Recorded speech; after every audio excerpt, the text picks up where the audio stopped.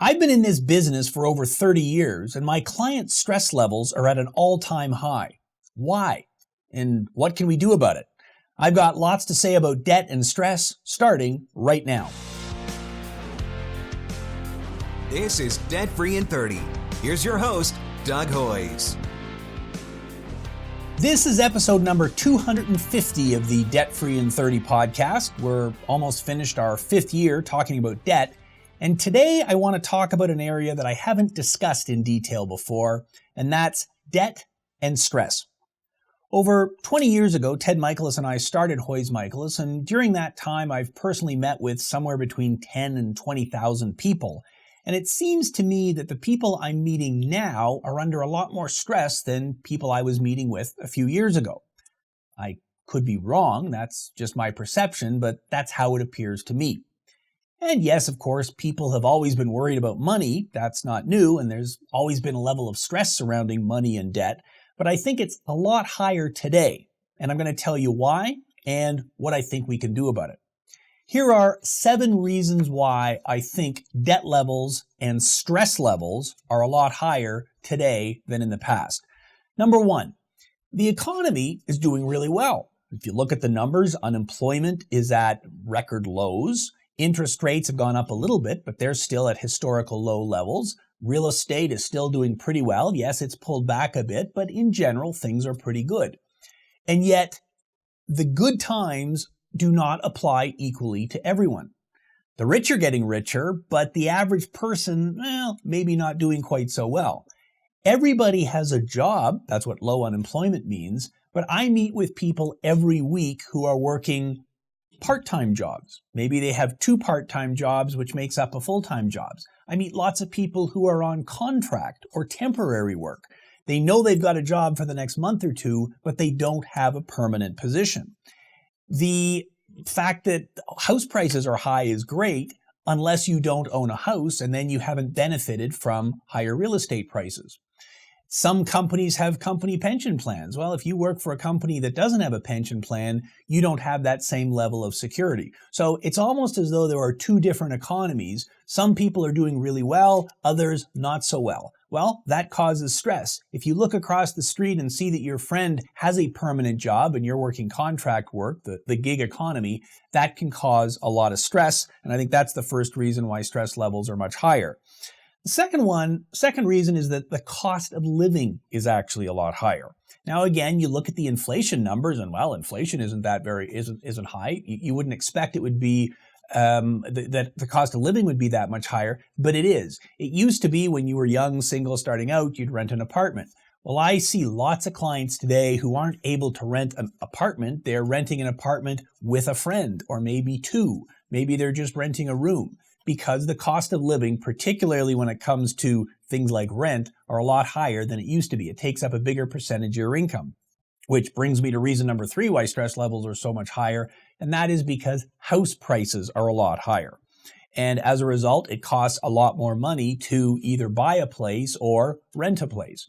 And that's why I see tons of people, and this is particularly true in downtown Toronto, who have a job in downtown Toronto because that's where the jobs are, but they live in Oshawa or Markham or Barrie or Mississauga, even as far away as Kitchener and London, and commute into Toronto on a regular basis. That is very stressful. Having to spend 3 or 4 hours a day on your commute, that causes a whole lot of stress, and that's not something we saw 10 or 15 years ago. The fourth reason that our stress levels are so much higher, and I already alluded to this at the beginning, is that we are carrying a whole lot more debt. We've got a web post on this. You can go to our website at hoyes.com and do a search for the top 10 debt statistics. We published this at the start of the year. Debt levels are out of control. We took on, as a society, a lot more debt when interest rates were low because, hey, interest rates are low. I can borrow more. And as a result, we now have more debt. Canadians are carrying well over $2 trillion in debt, and that number continues to grow. It's up over 3% every year. Both consumer debt, things like credit cards and bank loans, are up, and mortgage debt is also higher, again, because of higher real estate prices. And as a result, if our incomes aren't rising as fast as our debt is, then the debt to income ratio is getting higher. And again, we're certainly seeing that. And I can see it in what I do here because after 7 years of declines, in 2018, the personal insolvency rate here in Ontario was up just a little bit. That's the number of people filing bankruptcies and consumer proposals. And so far in 2019, it's really rocketing up. So we can see it in the numbers. Fifth reason that I think we're under a lot of stress is that we are using debt to survive. Again, if our incomes aren't keeping pace, we use debt to survive. And the debt we are using is more expensive. Now, you might not think that makes any sense. If interest rates are low, then that shouldn't be a problem. But interest rates have gone up 5 times in Canada, and I'm recording this in June of 2019. Since the summer of 2017, interest rates have gone up by 1/4 point 5 times. Might not seem like a huge amount, but if you have a variable rate mortgage or a variable rate line of credit, you're paying a lot more in interest than you were 2 years ago. But it's not just things like mortgages that are getting people into a lot of trouble. We now have a lot more high interest rate options, things like payday loans, very high interest. And we've talked about that many times on the show before. And now the payday loan companies are now into installment loans. So we all know payday loan companies in Ontario, they're allowed to charge $15 on 100. So if you borrow every 2 weeks, you're paying like 390% interest over the course of a year. But they're usually only lending $500, $600, $700, $800 at a time. Now they're into installment loans where they're lending $10,000 or $15,000. Now they're not allowed to charge 390%, that's illegal, but they can charge up to 60%. That's a very expensive form of borrowing. And again, if you feel like you have no other option, that's the kind of loans you get, and that's very stressful. And of course, student loans is another huge area. The interest rate may not be huge, but student loans, of course, are loans that younger people get, millennials, people who've graduated from school recently. And that is a huge problem because I'm not earning a huge amount of money, but I've got these large amounts of debt. We did a documentary on it, Millennials, No Room to Maneuver. It's had over 75,000 views on YouTube. It's been our most successful video to date, and where we go and talk about this in great detail. That's a huge source of stress for young people, but also for their parents who are helping in a lot of cases trying to support them. The sixth reason I think we've got a huge amount of stress related to our debt is that we perceive that there are fewer options to deal with our debt. It used to be that, well, I go to the bank and I get a loan. Well, banks have really shrunk what they're willing to lend. They've pulled back the reins on it. I talk to a lot of people who say, yeah, I used to be able to go to the bank and get a loan. Now they've denied me. My credit isn't good enough. I've got too much other debt. I don't meet their criteria. The banks can see that there are problems on the horizon, and so they are being much more selective in who they loan money to. And it used to be, again, 10, 20 years ago, if I had a little bit of debt, I could go to a not-for-profit credit counselor. They could work out a debt management plan, help me deal with my debts that way. Well, because we're carrying so much debt, it's a lot harder for a credit counselor to work out a plan, a debt management plan, where you're paying 100 cents on the dollar. So proposals and bankruptcies have become the preferred solution in a lot of cases. We don't have as many options as we used to have. Final reason why I think we're experiencing a lot of stress is the media. The media magnifies everything. Obviously, we've got social media, and that's a huge stressor, I think, for a lot of people, because you go on Facebook and you see that all your friends are driving a new car. They just went on that vacation. Here's my new house. Look how great it is. Because, of course, on social media, we tend to post the good things. Here's the good things that are happening to me. We don't post the bad things. That's not how we do it. So we get an unrealistic perception of what's going on with everyone else. And as a result, we feel, boy, I'm not doing as well as they are.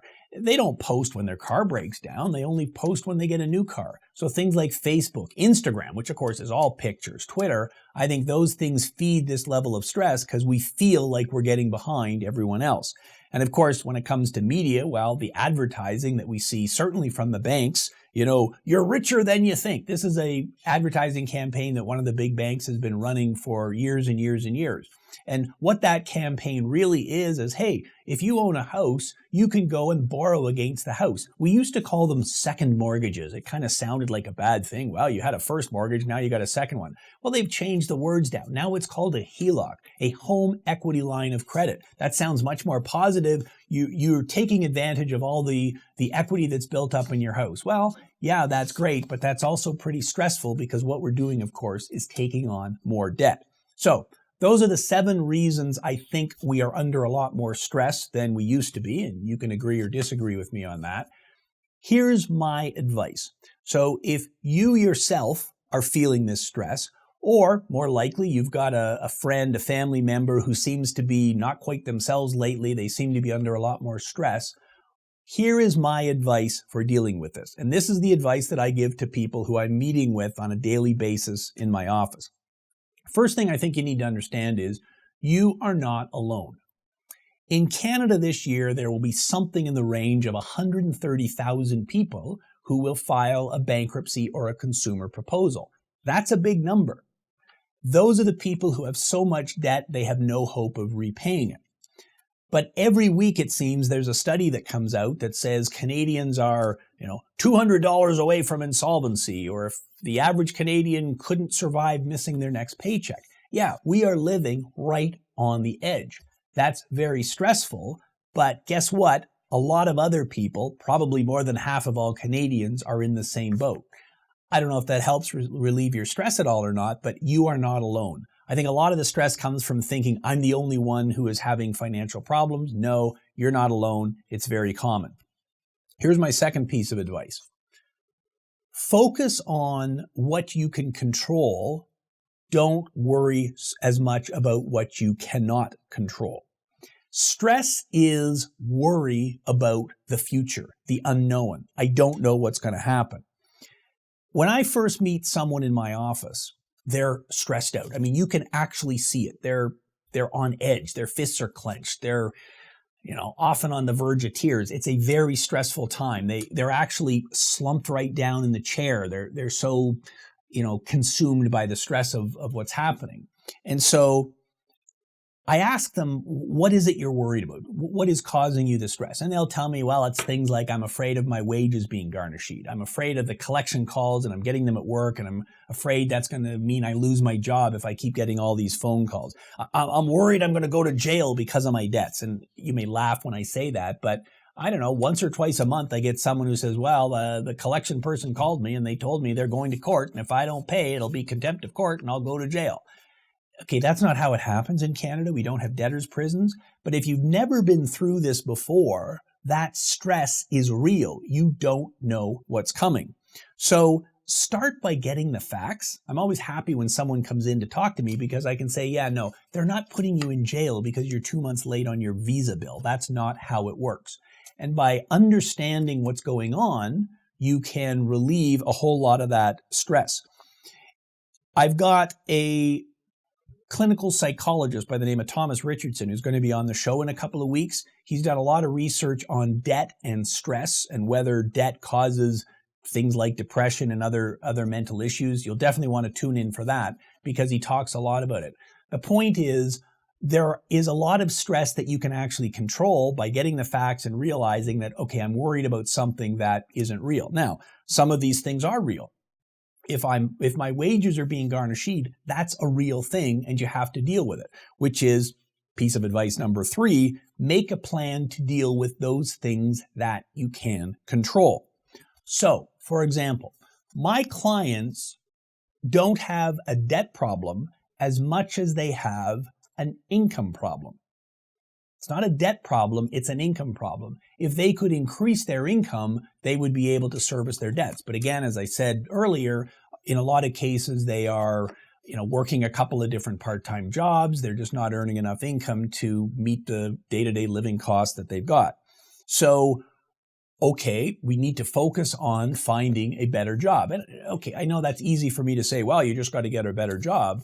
But it is actually possible to get a better job if you focus on getting a better job. So how do you do that? Well, this is not a job search podcast, but you've got to, number one, believe that you should have a better job. And by starting to focus on that, getting your resume in order and things like that, you can certainly work towards that. I have people who come in and they're maybe about to be laid off and they want to kind of reinvent themselves. And so I say to them, okay, what's the perfect job for you? What would you really like to do? And they think about it for a minute and they say, well, I really like to work with kids, or I really like to work with animals. I'd like to do something in that area. Okay, so you like to work with animals. What do you want to do? Well, I don't know. I mean, maybe I'd like to work at a pet store or in a vet clinic, or maybe I'd like to be a dog walker or something. I really like animals. Okay, well, becoming a veterinarian takes a lot of time, but becoming a dog walker, I mean, I've got lots of clients actually who do that. Why don't you start that right away? Your next door neighbor, take their dog for a walk, see how you like it, see if they're willing to pay you something for it. Maybe you can do that as a side hustle. You got to visualize it, what that perfect job is, and then you got to do it.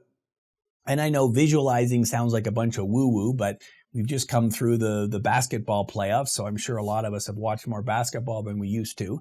And every basketball player, when they step up to the free throw line, what do? Before the ref hands them the ball, they're sitting there doing a couple of practice shots. They don't actually have the ball in their hand, but they are visualizing what it's like. Okay, so visualize what that perfect job would be like. And by actually seeing it in your mind, you can start working towards it. Okay, you thought that was woo-woo? Let me give you number 4. You want to fill up your mental space with good stuff, not bad stuff. You can only focus on so much. Your brain can only hold so much stuff. So you want to fill it with good stuff, not bad stuff. I have people come into my office all the time and I ask them what went wrong and they say, well, I got separated and it's all my ex-spouse's fault. They did a whole lot of bad things and that's why I'm here. Okay, that is probably perfectly true, but it's over now. Is that really what you want to be focused on? Or they'll say, yeah, I got laid off and it was all my job's fault, my boss's fault. My boss didn't like me. They didn't give me any support. They were always trying to undermine me. It was my boss's fault, my boss's fault, my boss's fault. Okay, that may actually be true. It may have been your boss's fault. But there is no sense worrying about it now. There's no sense stressing about it now because that's all gone. You're going to have to put that behind you and start visualizing a better job and start focusing on what you can control, what you can't control. If you go into a job interview and all you do is complain about your old boss, you're not going to get hired. You've got to put that out of your mind. You got to fill your mental space with more positive things. I have seen this happen hundreds and hundreds of times in my line of work. People come in, they see me, and they're down. And we come up with a solution. Maybe they're going to file a proposal, make things better. And they haven't been able to find a new job. They've gone on job interviews. Nothing has clicked. And then a few weeks later, I see them again after the proposal is up and running. Maybe they're coming in for their first counseling session. And they're a totally different person. And I say, well, what happened? And they say, oh, I just got a new job. It's a great job. I'm making even more money than I thought I was going to make. It's a perfect. And I'm going, wow, that's amazing, because before you came in to see me, you had been on 15 different interviews and you never got any of them. What happens? I don't know. I just got this job. Well, I know what happened. You were in a better frame of mind. You had dealt with the stress, and that positive energy comes across. And you end up, as a result, getting a promotion at your current work, you get a better job, whatever. I've seen that happen hundreds of times, and it's all because of what you're able to do, putting some good stuff in your brain as opposed to the negative stuff. So if you are laid off, if that is causing you a lot of stress, well, learn a new skill, read some books, do something useful, get that positive energy back into your brain. Now, number 5, and again, I know you're thinking the last 2 points were kind of crazy. I don't need to be visualizing getting a better job. I don't need to fill up my mental space in my head. What I need is a real job. Okay, I agree. But we are emotional creatures. Stress is, on some level, an emotion. It's something that's in our head. I talked about it in my book, Straight Talk on Your Money, and you were wondering when the plug for the book was coming. Well, here you go. Chapter 1, the title of Chapter 1 is that humans are rational. Myth number 1, humans are rational. Well, of course, we are not rational. We are completely emotional beings. We need to reprogram ourselves because we are emotional beings. So associate what you want to do with something positive. So I don't know where my money's going. And I had a lady in last week who said to me, my family is really good with money. My brothers are all doing really well. My parents were always good with money. I've just never been good with money. And I said, okay, well, I guess the first thing you got to do is start to figure out where your money's going. Where do you spend your money? That means making a budget. Now, I'm not a big fan of making a budget, but what I do believe in is take a week and write down everything you spend money on. Because when you see it in front of you, you can start making changes. Well, that's kind of hard to do. I've never been good at it. Okay, so I tell you what, make a commitment to yourself that if you can keep track of every dollar you spend for the next week, at the end of the week, you get to buy yourself a treat. Not a huge treat, but maybe it means you go to the coffee shop and you buy the big, huge coffee with all the fancy stuff in it, whatever. I'm not a coffee shop guy. I don't know what you can get, but, some kind of treat that then reinforces in my mind, this is what reprogramming your brain means, I reinforce in my mind that if I keep track of where my money goes, I get a reward. Well, guess what? Next week, it will be easier to do. And of course, when you see it all in front of you, it's a lot easier to then make changes. And I also talked about this on episode number 227, which has actually been the second most downloaded podcast I've ever done.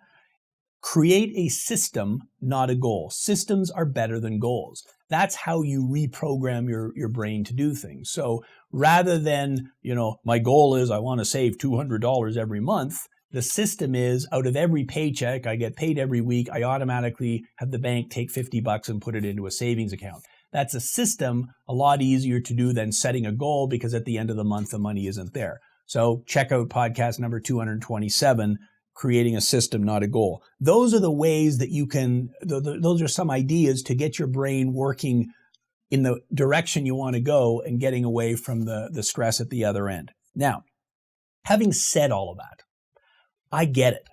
There are problems that are real. And I'm not saying stress isn't real. Obviously, stress is real. I see it every day.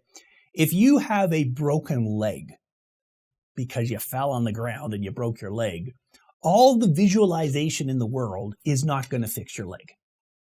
You can have positive mental energy in your brain. That is not going to fix your broken leg. You're going to have to go see a doctor. They're going to have to, put it back in position, put some metal plates in there if it's really bad. If it's not that bad, they're going to have to put a cast on it.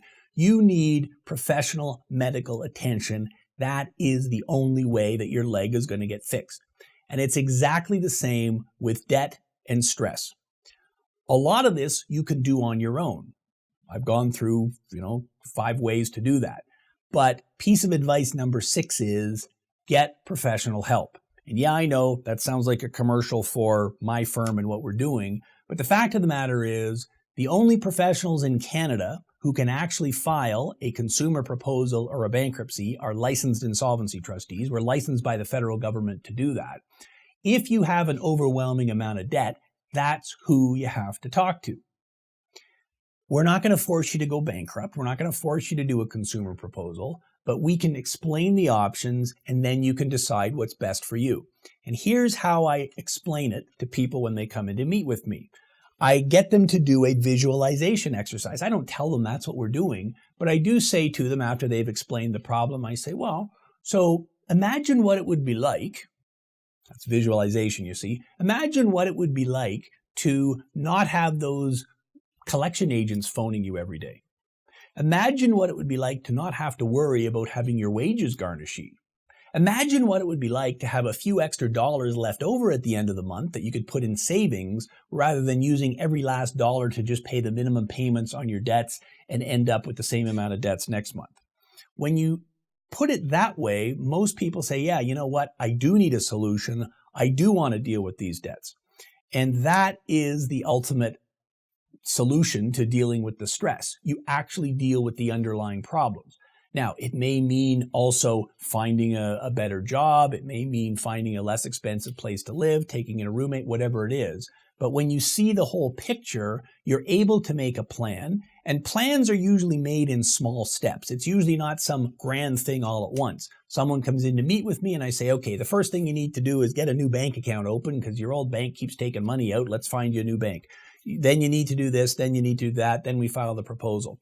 But in the vast majority of cases, a month or two later, People are sitting up a lot straighter. They're a lot happier because they were able to deal with the debt and therefore deal with the stress. So here's my concluding comment.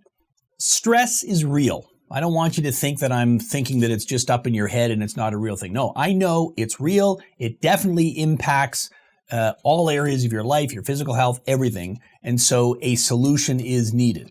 So what I've tried to explain today is there are some things that you can certainly control yourself and worry about the things you can control, take action on the things that you can change.